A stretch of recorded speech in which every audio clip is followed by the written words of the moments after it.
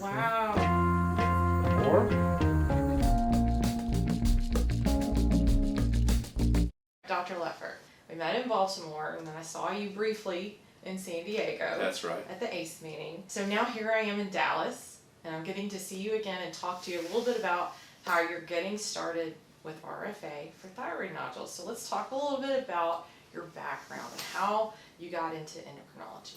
Well, thank you for coming to Dallas. I'm glad that you're here. And I started in endocrinology about 30 years ago. I did my training here at UT Southwestern and at Parkland Hospital, did my internal medicine residency there, and then went on and did actually a research fellowship. Decided that I really loved patient care and endocrinology, and went on to do the rest of my fellowship in clinical endocrinology. I've been very involved with thyroid and thyroid ultrasound and thyroid biopsies, and of course thyroid nodules and thyroid cancer. I work closely with a number of surgeons who have been involved with taking care of patients that have required thyroid surgery, but I'm interested now in trying to look at RFA and seeing that as another option for people to, in addition to surgery. And what is it about RFA that just really interested you? What made you think, I really want to bring this into my practice? You know, again, just like everything else, we want to be able to offer all the options to our patients.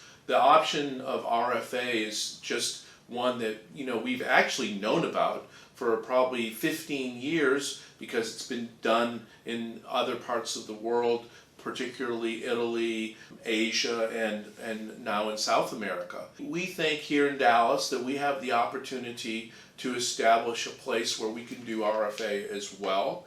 And I think that opportunity is one that our patients will really appreciate, because RFA gives someone the option to get treatment without having to have a surgery, without having to take thyroid hormone usually, being able to get up from the procedure and go home and be in their own bed rather than necessarily stay in a hospital overnight.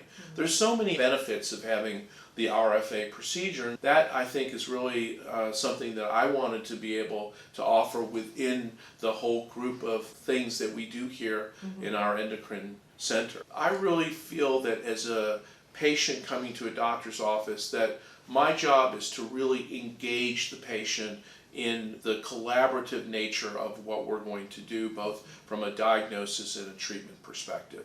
And so I've always been interested in making sure that the patient is comfortable, that we talk about their issues, that we talk about other aspects of their life so that I get to know them, and then we can have this sort of ongoing conversation, and hopefully that the trust is there so that we can move forward, you know, together through the process of taking care of them. I always, you know, feel like if a patient comes in and is very anxious, I like to try to put the anxiety aside if possible. Right. But I think that once they get a chance to have a face-to-face conversation with the physician, that will lead to a really good outcome. Going forward with the procedure itself, if that happens to be RFA or whatever else, you know, we've decided to do together. It often takes longer than, you know, maybe some other physicians take, but I've always felt like I needed to do that, and I've never really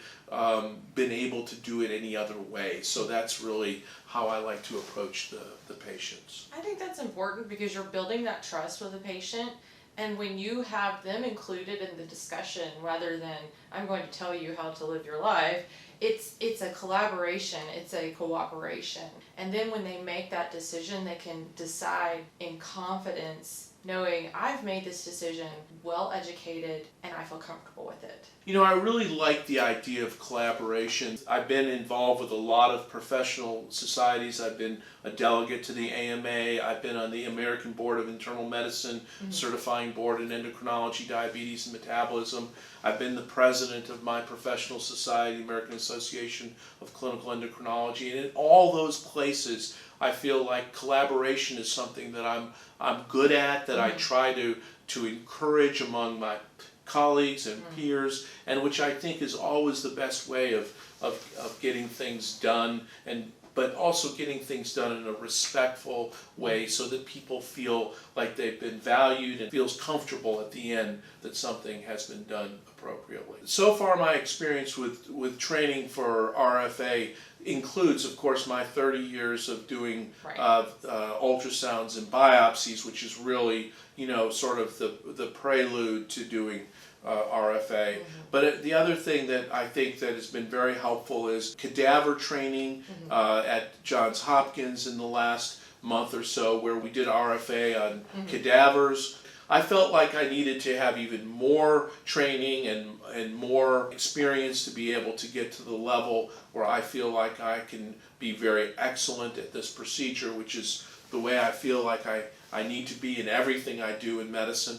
And so I'm going to be going to Brazil, and I'm going to be training under Dr. Leo Rangel, who is one of the world's experts, a surgeon who has done RFA for several years. We're doing that in the next month. I think there's going to be 10 physicians who are going to go and do this. And we get to do a live patient under his supervision. So this will be very helpful in giving me a good sense of the procedure and getting me to a point where I feel like I can do that procedure on my own in my own setting. So I'm really looking forward to it. It sounds like it's going to be really an interesting, exciting trip, and I appreciate the opportunity to go and the support of RGS Healthcare in doing so.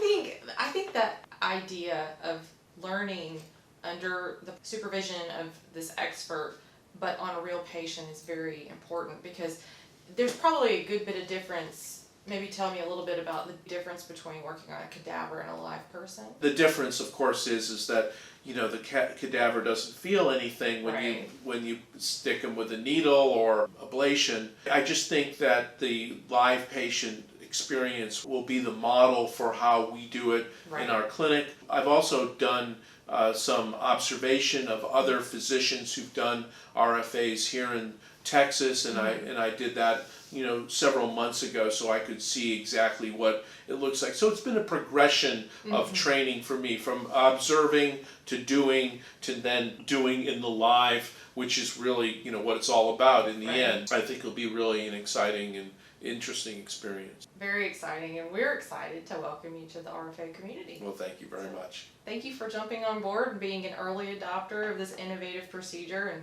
helping patients have another option that could save their thyroid.